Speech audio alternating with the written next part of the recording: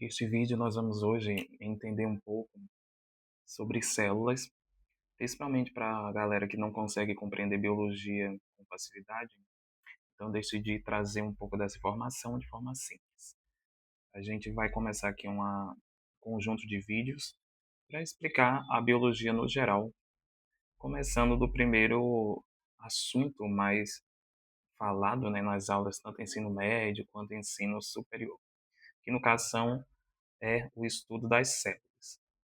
Lembrando que quando a gente estuda células lá no ensino fundamental, lá desde o sexto ano, e isso se prossegue até o ensino médio, se fala tudo de forma muito técnica e tudo muito rápido. Então é normal muitos de vocês não conseguirem identificar ou aprender o assunto de forma completa. Mas hoje eu vou tentar trazer aqui esse assunto de forma simples, assim como muitos conseguem até trazer essa, essa informação aí no YouTube, tá? Lembrando que antes de falar sobre célula, é necessário você entender o histórico de como é que se descobriu as células. É bom notar que células são coisas muito pequenas, microscópicas, né? Então a gente não conseguiria vê-las de forma a olho nu, apenas no microscópio mesmo. Então lá em 1600 e bolinhas, ou seja, século 17, vem Robert Hooke, tá? Um cientista que pela primeira vez ele visualiza a parede celular de células mortas, tá? De alguns vegetais.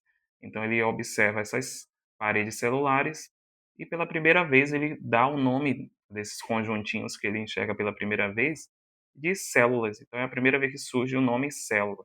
Então Robert Hooke ele vem dando, ele é o pioneiro, primordial aí no nome nesse conceito de célula. Matthias Skiden e Theodor Skillman traz pra gente, eu não sei se esse é o nome certo, gente, porque é alemão, tá? Esses dois alemães, eles na verdade vão aprofundar um pouco o conteúdo do que Robert Hooke tinha descoberto. Então, Robert Hooke descobre as células, tá? Então, ele vem, descobre pra gente, lá no século XVII, as células, e no século XIX, Matias e Theodor descobrem pra gente que todos os vegetais e todos os animais são formados de células, tá? Então, vegetais e animais, os dois são formados de células. Através desses três cientistas, e você já percebeu que a Alemanha foi bem importante nesse processo, através dos três a gente consegue, por exemplo, teorizar. Então, criar as teorias celulares, certo? Então, a teoria celular ela surge como uma ferramenta da gente compreender melhor esse mundo das células. Então, é criada a teoria celular baseado no estudo deles, não só deles três, né, mas de outros também, mas principalmente no estudo deles três, tá, desses três cientistas. A teoria celular traz para a gente alguns conceitos que até hoje eles são aceitos, tá? Que são todos os seres vivos são formados de células, então todos mesmo, desde os microscópicos aos macroscópicos, ou seja, os maiores. Então todos os seres vivos são formados de células. Então, se um ser vivo não tem célula, ele basicamente não vai se considerar ser vivo, né? E aí a gente tem aí a dinâmica paradoxal que é os vírus. Vírus não é considerado célula até então, por não possuírem, de fato, nesse conjunto celular. Para a teoria celular, além de falar que todos os seres vivos são células, tá? Ela diz que essas células podem também se multiplicar. Então, essas células têm um poder de multiplicação, tá? Então, elas se multiplicam, essa capacidade de multiplicação. E aí, com a teoria celular, a gente também vai identificar algumas questões, os tipos de células.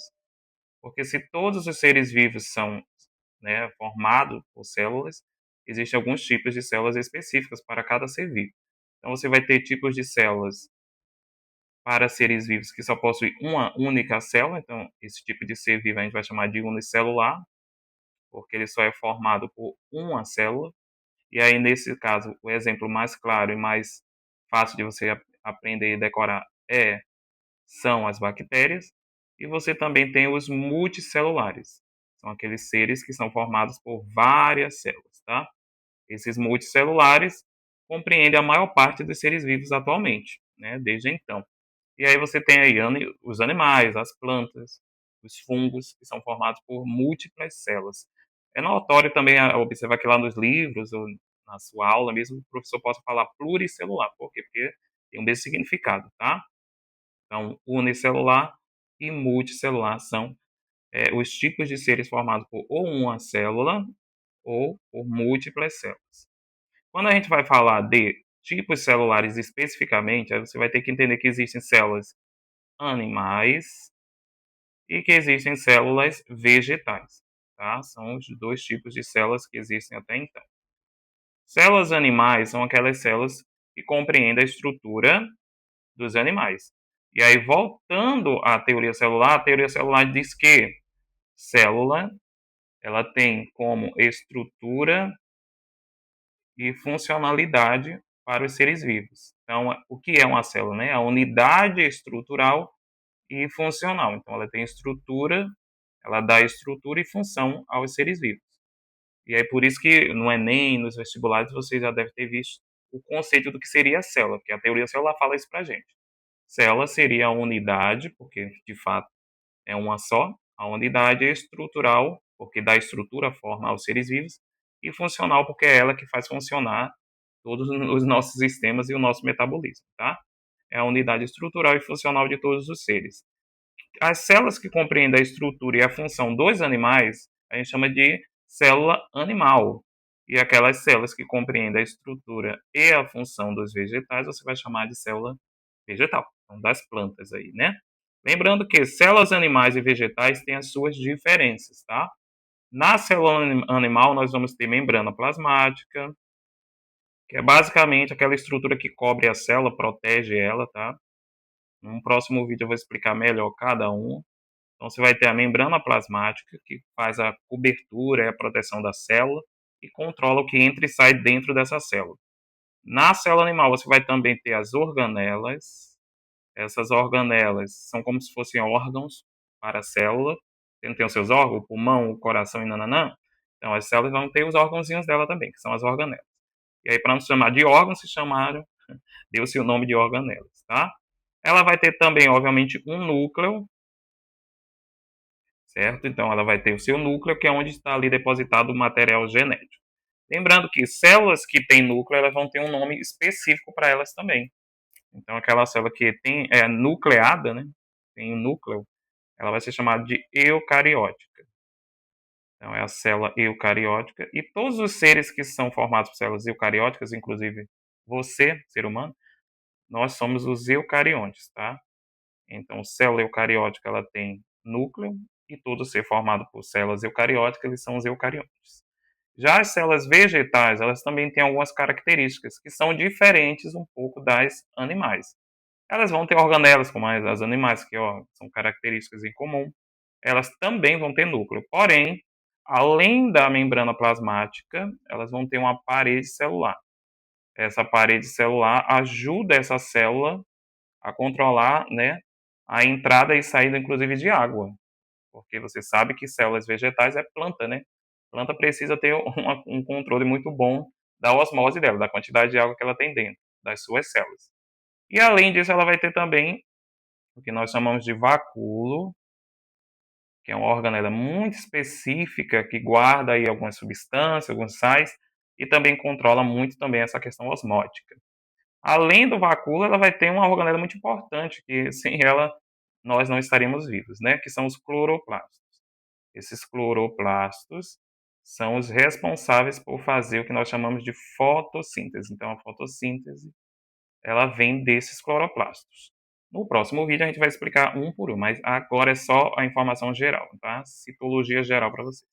Então, os cloroplastos têm essa função de fazer a fotossíntese. Perceba que as células animais não possuem alguns componentes das células vegetais.